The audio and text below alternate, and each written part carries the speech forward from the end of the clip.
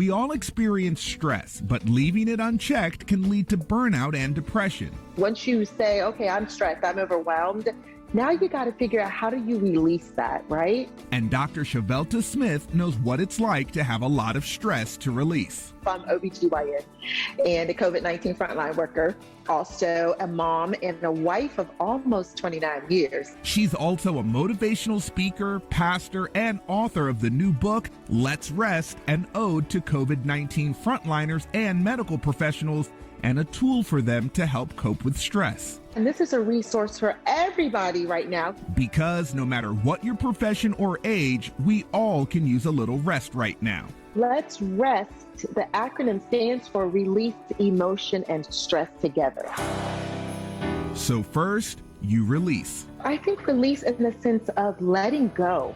You know, we tell people all the time, girl, you need to let that go. But the reality is when we've gone through something, you need some way to be able to release it. Because Dr. Chevelta says we're so used to keeping everything bottled up, and slowly it tears away at us. So if I want to get over something, I actually say, I'm going to release this. I'm letting this go. She says using a technique like this allows your mind to take what it hears and create new neural pathways within your brain. It rewires and it reprograms our brain so that we can think differently, our attitudes can be different, our behavior will be different, and ultimately our results will be different.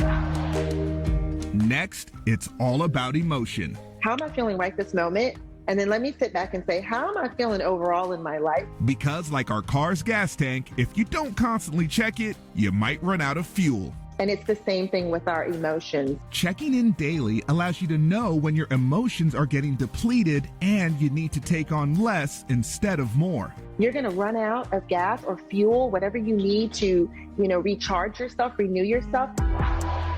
And next, dealing with stress. How are you reducing that stress? And Dr. Chevelta has some pandemic prompts that help you figure that out. So I know we all remember when toilet paper really became a hot commodity. And the journal prompt beside it is, what do you need?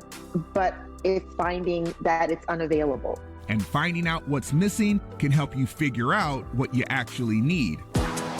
Finally, we've got to come together. Who are you talking to? Are you communicating your feelings? Because a feeling of community is important, even if you're just reminded that they are there. I'm really big on making sure that we are talking to one another. Whether that's a coworker, a friend, or a mental health specialist, she says it's important not to do this alone. That's a part of the team and the community that you build to help you through these challenging times. Learning how to rest is on the top of the list.